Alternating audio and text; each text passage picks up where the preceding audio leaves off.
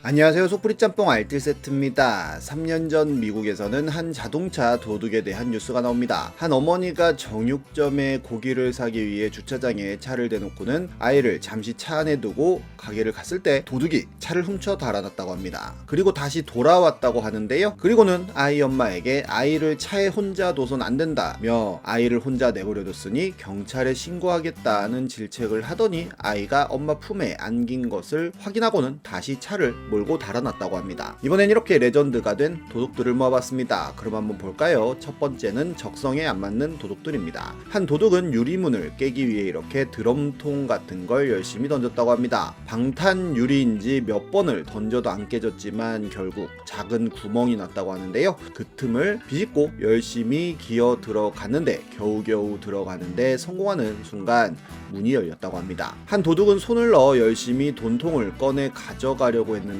사이즈까지는 계산하지 못하였고 결국 낑낑대던 중 직원들이 왔다고 합니다. 하지만 굴하지 않고 열심히 돈통을 가져가기 위해 노력하는데요. 직원이 손대려고 하여도 위협을 하는 등의 모습을 보였지만 결국 실패합니다. 한 도둑은 집의 유리문을 부수고 벽걸이 TV를 가져가기 위해 들었지만 그저 돌아가기만 할 뿐 TV는 그대로 붙어 있었으며 루이비통에서 2,500만원짜리 가방을 가지고 도망가던 도둑은 유리문에 부딪혀 기절했다고도 합니다. 보석 가게를 털러 온 도둑들은 열심히 망치질만 하다가 실패했다고도 하며 우리나라에선 한 무인 점포를 털러 온 도둑이 열심히 벽돌로 기계를 찍다가 본인 손만 다치고 도망갔다고도 하네요. 미국에선 한 가정집에 있는 1,300달러짜리 자전거를 훔쳐가는 도둑이 있었는데 리트리버 한 마리가 이렇게 나와서 애교를 부리자 쓰다듬어 줬다고 하는데요. 그리고 유유히 자전거를 타고 갔다는데 리트리버는 도둑은 못 잡는 것 같네요. 태국의 한 보석상에선 목걸이를 해보려고 하는 척 도망을 갔지만 주인이 문을 바로 잠궈 머스타드 하면서 다시 돌려주기도 하였고 미국의 한 강도는 총으로 위협하며 차를 뺏어 타려고 했지만 운전을 할 줄 몰라 그냥 뛰어갔다고도 합니다. 열심히 픽업트럭에 물건을 싣던 도둑들이 사람이 나타나자 도망을 가는데요. 그대로 모든 물건을 놔두고 갔다고 하네요.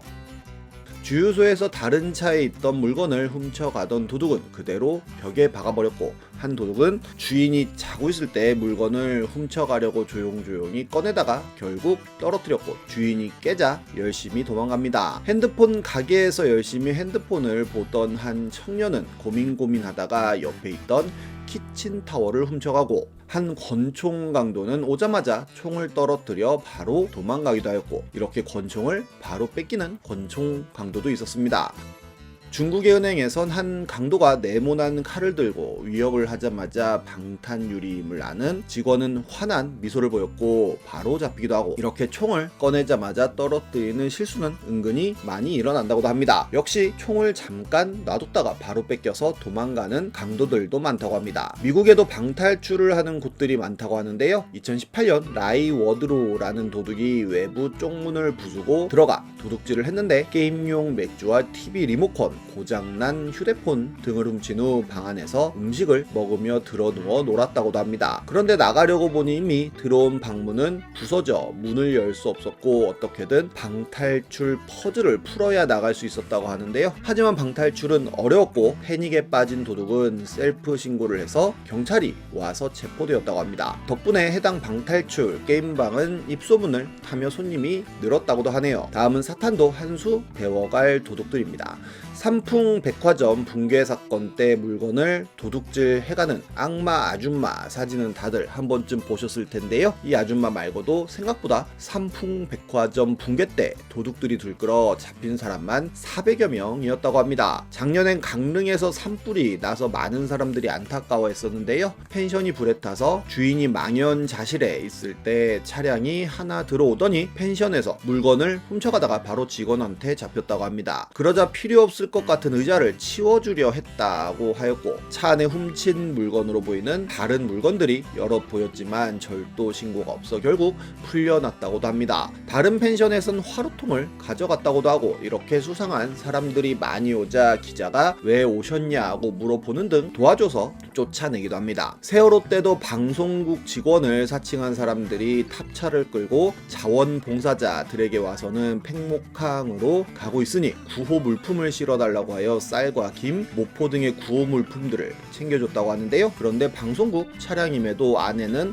구호물품으로만 가득 차 있었고 결국 경찰을 부른다고 하자 무릎을 꿇고 빌어 돌려보냈다고도 합니다. 심지어 일반 시민들이 빈 쇼핑백을 들고 보급소를 돌아다니며 쇼핑하듯이 구호물품으로 가방을 가득 채워 돌아가고 있다는 인터뷰를 한 자원봉사자가 하기도 합니다. 이렇게 재난 현장에서 물건을 훔쳐가는 건 전 세계 어딜 가나 있다고 하는데 일본에서 쓰나미가 났을 때 사람들이 상점에서 물건을 훔쳐가기도 하고 자원봉사를 한다며 들어가서는 쓰나미에 휩쓸려 넘어진 차량에서 휘발유를 훔쳐가다가 걸려서 도망갔다고도 합니다. 주차되어 있는 차에서 누군가가 차량 10여 대의 금품을 훔쳐간 사건도 발생해 피난 생활 와중에도 주민들은 자체적으로 경비를 섰다고도 하는데요. 영화 감독 기타노 타케시는 그런 도둑들은 쏴 죽여도 된다고 인터뷰에서 이야기하기도 합니다. 2010년 크리스마스에 뉴욕에선 구세군 사무실에 도둑이 들어와 저소득층 어린이들에게 나눠주기 위해 모은 선물꾸러미 60여 개를 훔쳐간 사건도 있었다고 하는데 인류에 사라지기 딱 좋아 보입니다. 다음은 뭔가 서민적인 도둑 사건입니다. 2007년 한 블로그에는 도둑이 들었다는 글이 올라옵니다. 프로젝트 과제 후 친구 2명을 데리고 집에 왔더니 도둑이 들어있었다고 하는데요. 바로 뭘 훔쳐갔나 이것저것 살펴보았는데 이렇게 집안을 전부 다 뒤져서 엉망이었다고 합니다. 그런데 의외로 가져간 물건은 생각보다 적었다고 하는데요. 뭘 훔쳐갔나 찾아보다가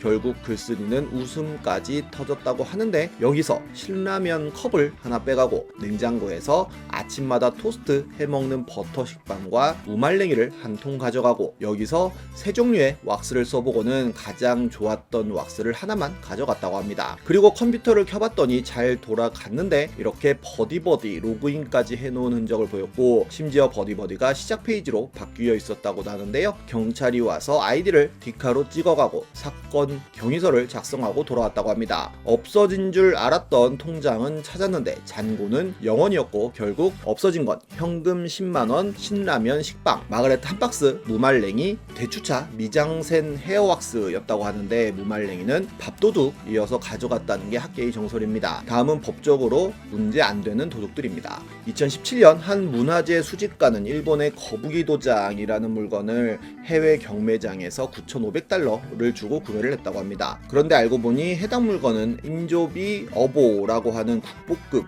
보물이었다는데요. 문화재청에선 유물 구입 공고를 매년 내는데 수집가는 이 공고를 통해 어보를 2억 5천만 원에 매도하겠다는 신청을 하였고 문화재청에선 어보를 가져갔다고 합니다. 그런데 물건을 받자마자 이건 미군이 훔쳐간 작물이니까 거래 대상이 아니다라고 하며 거래를 중단하고 돈을 주지도 않았다고 하는데요. 문화재 수집가는 국가를 상대로 2억 5천만 원의 소송을 걸었는데 법원에서도 어보의 소유권 자체가 국가에 있었다며 기각하였고 소송 비용까지도 모두 수집가가 부담하라는 판결을 했다고 하네요. 그리고 박물관은 이런 기획전까지 했다고도 합니다. 그런데 절도범이 일본에서 훔쳐온 고려 불상에 대해 일본 측이 소송을 걸었을 땐 일본 사찰에 소유권이 있다는 판결을 내려 이랬다가 저랬다가 왔다 갔다의 모습을 보여주기도 합니다. 일본은 품종 개발을 참 잘하는 품종 선진국으로도 유명한데요. 그런데 열심히 개발했지만 품종 등록을 하지 않아 도둑질을 당하는 경우들이 있다고 합니다. 한국산의 수출이 밀려버린 샤인 머스켓을 예전 영상에서 소개해드렸었는데 이시카와현에서 절치부심하며 14년도에 개발한 루비로망이라는 품종은 포도의 크기와 한 알의 무게와 당도와 색상까지 철저하게 관리했다고 합니다. 한 송이에 140만엔까지 낙찰을 받기도 하고 보통은 1만엔 정도에 파는 등 굉장히 비싼 가격이었다고 합니다. 그 묘목은 일본의 이시카와현 외에는 심을 수 없도록 하는 등 품종 관리에 철저했었는데요. 그런데 이번에도 재배가 까다로워서 훔쳐갈 일이 없다고 생각했는지 신품종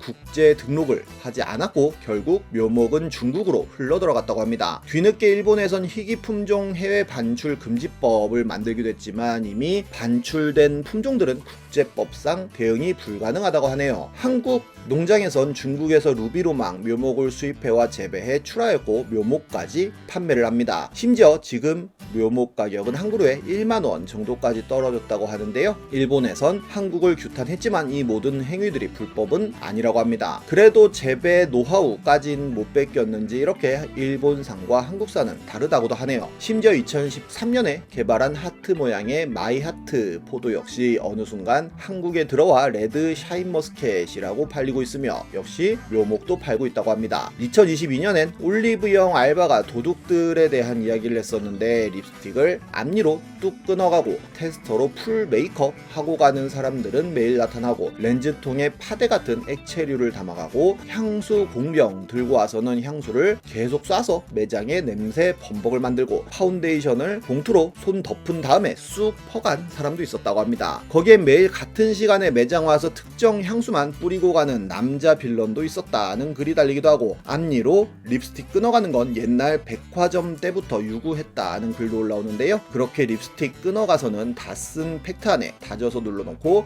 립 브러쉬로 바른다고 하네요. 심지어 락앤락통 들고 와서 숟가락으로 긁어가는 사람까지도 봤다고 합니다. 어딜 가나 이런 도둑들은 있는 것도 같네요. 지금까지 속풀이 짬뽕 알뜰 세트였습니다.